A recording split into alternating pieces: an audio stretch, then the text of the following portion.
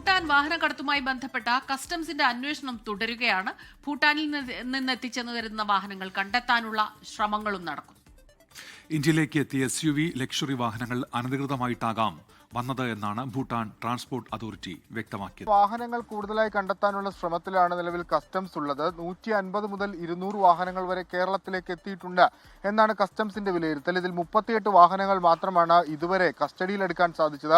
അതിന്റെ paper verification ഒക്കെ നടന്നു വരികയാണ്. എന്തായാലും വിശദമായ അന്വേഷണത്തിലേക്ക് കടക്കുന്നു. ഫസ്റ്റ് ഓണർമാരെ കണ്ടെത്താനുള്ള ശ്രമത്തിനാണ് ഇപ്പോൾ കൂടുതൽ പ്രാധാന്യം നൽകുന്നത്. സംസ്ഥാനത്ത് തന്നെ ആകെ അത്തരത്തിൽ ഒരാളെ മാത്രമാണ് കണ്ടെത്തിയത്. അയാളെ വിളിച്ച് ചോദ്യം ചെയ്യുകയും ചെയ്തു. കൂടുതൽ ഫസ്റ്റ് ഓണർമാർ സംസ്ഥാനത്തുണ്ടോ എന്ന് പരിശോധിക്കും. അങ്ങനെയെങ്കിൽ ഇത് ആരാണ് വിറ്റത് എന്ന് കണ്ടെത്താൻ വളരെ എളുപ്പമായിരിക്കും. ആ ശ്രമമാണ് പുരോഗമിച്ചുകൊണ്ടിരിക്കുന്നത്.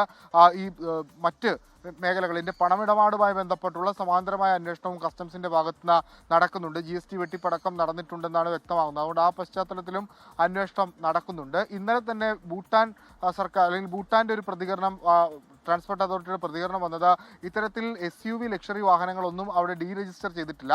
സാധാരണഗതിയിൽ അവിടെ ഡീരജിസ്റ്റർ ചെയ്യാത്ത വാഹനങ്ങൾ അത് ഇന്ത്യയിലേക്ക് എത്തുകയാണെങ്കിൽ അത് സ്വാഭാവികമായി അനധികൃതമായിട്ടാണെന്നാണ് അവരുടെ പ്രതികരണം. അവിടുത്തെ കസ്റ്റംസും ഇതുമായി ബന്ധപ്പെട്ടുള്ള അന്വേഷണം ആരംഭിച്ചിട്ടുണ്ട്. മറ്റൊരു പ്രധാനപ്പെട്ട കാര്യമുള്ളത് ഈ കസ്റ്റംസിന്റെ നടപടിക്കെതിരെ നടൻ ദുൽഖർ സൽമാൻ നൽകിയ ഹർജിയാണ്. അത് നാളെ പരിഗണിക്കാനാണ് വെച്ചിരുന്നത്. പക്ഷേ നാളെ കോടതി അവധിയായതിനാൽ അത് 6-ാം തീയതിയിലേക്ക് മാറ്റിയിരിക്കുകയും ചെയ്തിട്ടുണ്ട്.